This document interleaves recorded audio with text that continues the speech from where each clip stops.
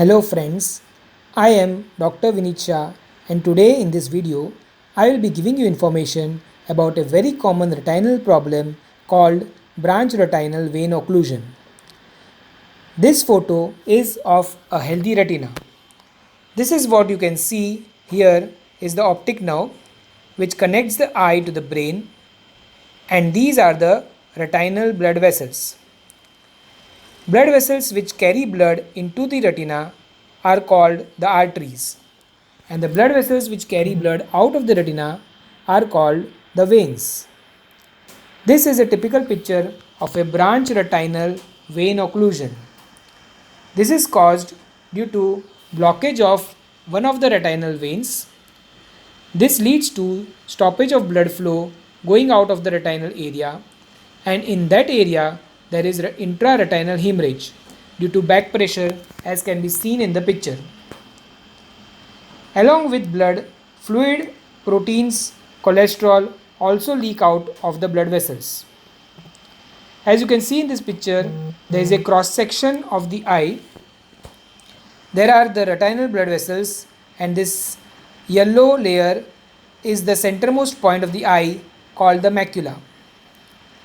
When any part of the retina does not receive blood supply, the cells of that area secrete a chemical called as VEGF. This chemical leads to further effects in the retina as seen in this video.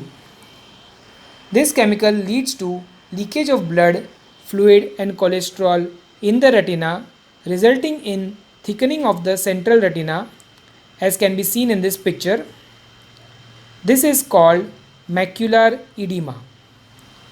In addition, some patients start developing new blood vessels over the retina, as can be seen here.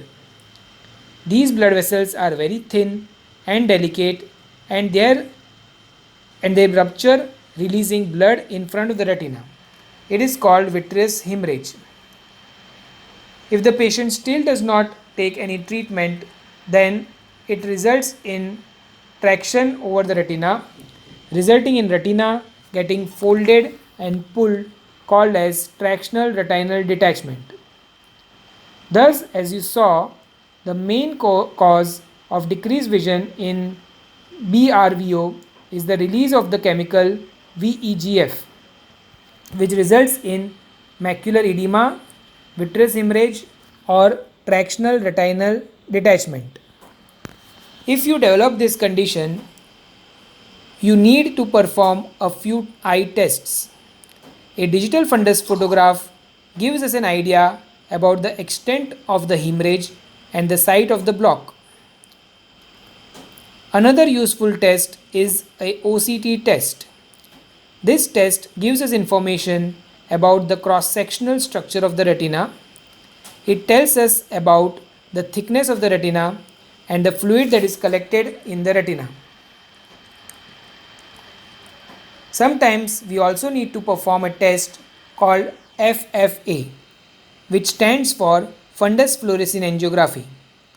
This test gives us information about the blood supply of the retina, the presence of any new blood vessels, and the exact site of leakage in the retina. You also need to do some systemic tests such as checking the blood pressure, blood tests such as blood glucose, serum homocysteine levels, CBC, and coagulation disorders. As I mentioned, the main cause of vision loss in this condition is the release of the chemical VEGF. Hence, the treatment is to reduce the level of this chemical. This can be achieved by injection of anti-VEGF molecules and retinal laser photocoagulation. Some patients who develop vitreous hemorrhage or tractional retinal detachment require retinal surgery called as vitrectomy. Now you may have a question that when should the treatment be started? Retinal cells do not regenerate, and hence delayed treatment leads to less recovery, repeated treatments and poor vision. Hence the treatment should be started as early as possible.